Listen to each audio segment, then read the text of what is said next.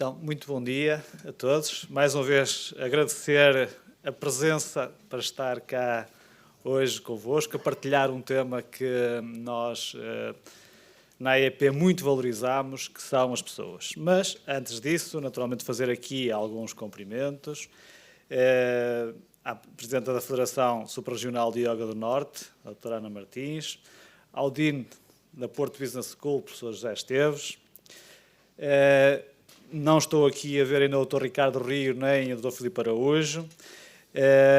E também à doutora Catarina Ferreira, aos diferentes palestrantes, aqueles que já cá estiveram e aos que vão estar, e também uma palavra especial ao Dr. Miguel Portela da Bial, porque é um associado de referência da AEP e que nós muito valorizamos e distinguimos. E não poderia, naturalmente, iniciar a minha intervenção sem um cumprimento especial ao meu caro amigo Romanel Vietes, Presidente da Confederação Empresarial da Galiza, e dizer-vos que esta relação Norte-Portugal-Galiza, para nós, já é uma relação normal, natural, que desenvolvemos há alguns anos e sentimos, de facto, como estando na mesma região, cá e lá, e fazemos muitas coisas, muitos projetos em conjunto. E agora, já cá presente, Dr. Filipe Araújo, também os meus cumprimentos. Este ano decidi fazer uma intervenção e partilhar convosco alguma reflexão sobre um tema que é os recursos humanos, o grande desafio. E começo por apresentar 4 razões pelas quais decidi abordar este tema e partilhar convosco esta reflexão. Primeiro, porque se refere às pessoas. E as pessoas são aquilo que estão na base da fundação da AEP. A AEP comemora este ano 175 anos. E o grande propósito, quando foi fundada, era a formação e qualificação das classes laboriosas, era assim que se referia. E por isso as pessoas foram a primeira e o grande propósito da fundação há 175 anos. E 175 anos passados continuam a ser as pessoas que são a nossa grande preocupação, o nosso grande capital e aquilo que nós devemos valorizar. Em segundo lugar, porque vivemos um tempo de um desafio demográfico que torna incontornável que nós olhemos cada vez mais para o impacto que as pessoas, os recursos humanos, têm e terão cada vez mais no desempenho, no desenvolvimento da atividade empresarial, da atividade económica e no equilíbrio do futuro dos países, porque, de facto, o que nós temos na Europa e em Portugal em particular, relativamente àquilo que é a evolução demográfica, deve-nos fazer refletir sobre este grande desafio, que tem sinais positivos e sinais de alguma preocupação. Em terceiro lugar, e esta aqui mais a ver diretamente com aquilo que nos toca a nós enquanto empresários, é, de facto, a escassez de mão de obra. E, aliás, há vários relatórios internacionais que demonstram que este é um dos principais riscos para Portugal. Daqui também resulta esta preocupação dos inquéritos que nós realizamos regularmente às nossas empresas e, de facto, a escassez de mão de obra é hoje uma das grandes preocupações que as nossas empresas enfrentam e sem pessoas, naturalmente, sabemos que temos o nosso desempenho comprometido. E, em quarto lugar, naturalmente, o nosso potencial de crescimento e o bem-estar das pessoas devem ser uma preocupação central daquilo que é a nossa atividade. Ou seja, as pessoas são um importante input para a criação de riqueza e, simultaneamente, devem constituir os holofotes do output da criação dessa riqueza de qualquer país. A dinâmica demográfica e o mercado de trabalho refletem as transformações económicas e sociais e culturais ao longo das últimas décadas. O envelhecimento da população é um exemplo, com Portugal a apresentar uma das populações mais envelhecidas da Europa. O aumento da esperança média de vida, que é em si mesmo uma importante conquista civilizacional, ao ser acompanhado de baixas taxas de natalidade, tem consequências diretas no mercado de trabalho, traduzindo uma redução da proporção da população em idade ativa, consequentemente, escassez de mão de obra, como já referi. O aumento do peso relativo da população idosa coloca pressão sobre o sistema de segurança social e de saúde, exigindo reformas para assegurar a sua sustentabilidade. É um facto que o aumento da imigração em Portugal que tem vindo a assistir tem contribuído para colmatar algumas lacunas no mercado de trabalho. Contudo, o aumento dos fluxos de imigração é apenas uma parte dessa resposta de um problema bem mais amplo. Se, por um lado, podemos ter assegurada parte da quantidade de recursos humanos, não está completamente assegurada a qualidade desses recursos humanos. E quando se fala em qualidade, fala-se naturalmente em qualificações e competências que são necessárias. Portugal tem vindo a investir significativamente na educação e na formação profissional, com a tradução da melhoria, naturalmente, do perfil de competências dos trabalhadores. Há hoje, num contexto de grande incerteza e profunda transformação, necessidade de cada vez mais de uma qualificação e requalificação, bem como a aprendizagem ao longo da vida. Aliás, tema da Qualifica, feira que está neste momento a decorrer na Exponor, e que o tema é aprendizagem ao longo da vida. A melhoria contínua do ajustamento do nível de competência são cruciais numa fase em que vivemos várias transições. A transição digital, a transição ambiental, a transição tecnológica, os desafios da inteligência artificial são claramente, vivemos claramente uma fase de transição em que temos cada vez mais de adequar as nossas capacidades àquilo que são os desafios que temos. Mas em Portugal ainda temos um gap de competências no mercado de trabalho. Aliás, diga-se que um país que tem 20% de desemprego jovem tem naturalmente que refletir sobre a formação, a qualificação que está a oferecer face àquilo que é a procura por parte das empresas. E por isso é que nós dizemos muitas vezes que o mais importante não é as hard skills, mas as soft skills. Ou seja, a nossa capacidade, a resiliência, a flexibilidade, a agilidade, a capacidade de lidar com a incerteza são bem mais importantes do que aqueles conhecimentos que nós hoje sabemos que cerca de 70% deles, ao fim de uma década, estão desatualizados. E por isso é importante olharmos e pensarmos o nosso modelo de educação em Portugal, o nosso modelo de ensino e o que é que andamos a fazer e como estamos a fazer.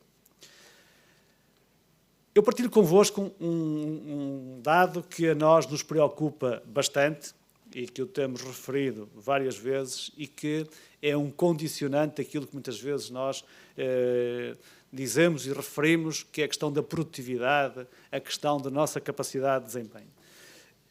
Em Portugal e na região norte em particular, cerca de 50%, hoje ligeiramente menos, dos trabalhadores na indústria têm como habilitação máxima o ensino básico.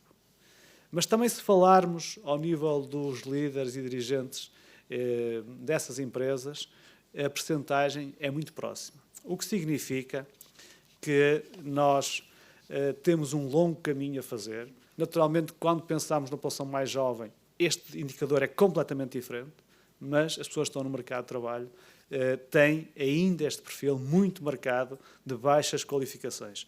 Ora, este é um desafio grande, é um desafio muito grande que nós ainda temos e só não tem mais impactos face àquilo que é o ADN e o perfil dos portugueses e a capacidade que nós temos de nos adaptar a diferentes situações. Mas isso hoje não é suficiente.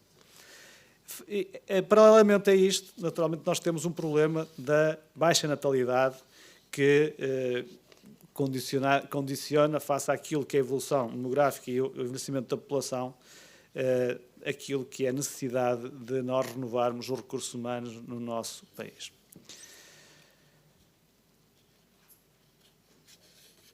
A valorização da indústria tem sido, de facto, um grande tema e, aliás, nós vemos relatórios nacionais e internacionais, a importância da reindustrialização. Vemos relatórios Draghi, relatórios Letta, todos os relatórios europeus, que Portugal tem de fazer esta aposta na indústria. E esta aposta passa, em primeiro lugar, para além de outros instrumentos, financiamento, capitalização, de um conjunto de custos de contexto que temos de reduzir, naturalmente, por este desafio das pessoas.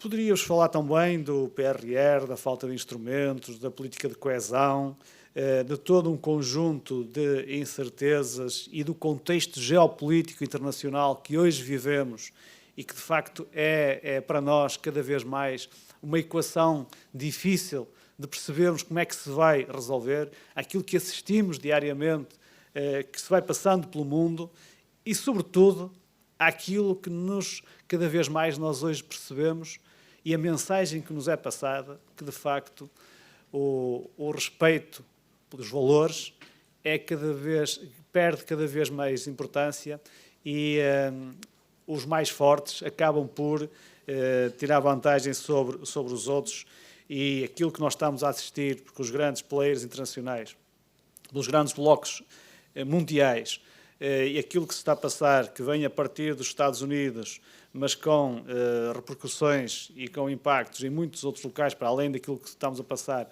nas guerras que hoje estamos a viver, devem-nos fazer pensar na Europa, que Europa queremos e que capacidade é que nós, europeus, vamos ter para dar resposta a estes enormes desafios que estamos a ter. Temos aqueles principais países da Europa, os principais mercados europeus em estagnação ou até muito próximos da recessão e a nossa incapacidade de dar resposta àquilo que são os desafios que hoje nos são colocados pelos grandes blocos económicos, mas também aquilo que hoje estamos todos a perceber, que a Europa não tem sequer capacidade de defender os países que fazem parte da Europa. Veja-se o que está a passar com a Ucrânia e quem é que vai decidir o futuro da Ucrânia. De facto, deve-nos colocar no nosso centro da nossa reflexão que Europa é que nós queremos.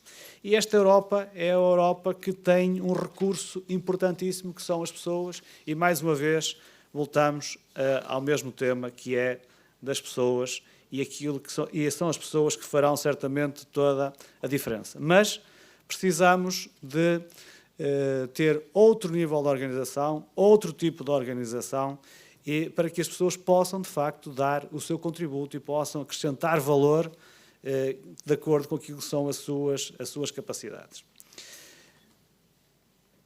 Veja-se qual foi o Prémio Nobel da Economia e o que é que ele valorizou e foi, de facto, a qualidade das organizações. Mas também, em 2017, o Prémio Nobel da Economia foi a grande valorização e o destaque daquilo que foi o que levou à atribuição do prémio, a questão da economia comportamental. E aqui chegava à questão do contexto e a prática de yoga como sendo fundamental e nós, na AEP, porque é fácil nós termos um discurso e estarmos aqui todos a valorizar estas coisas, mas para vos dizer que nós, na AEP, e também devo dizê-lo, fruto da relação que criamos e da vinda cá a estes eventos e, por isso, do que conhecemos, temos hoje essa prática e temos hoje essa prática na valorização das pessoas que trabalham na nossa instituição. Temos um programa que se chama Humanize, temos um programa para trabalhar as diferentes valências, as diferentes competências e, sobretudo, valorizamos o bem-estar das pessoas. E por isso temos hoje uma parceria e que funciona e oferecemos aos nossos colaboradores, em colaboração naturalmente com o Norte Yoga, com as várias entidades que integram a FreeNorte e outros com quem colaboramos, para que o bem-estar das pessoas que trabalham na instituição seja de facto uma realidade e que nós possamos, com isso, ter pessoas felizes, ter pessoas produtivas e ter como ambição a excelência.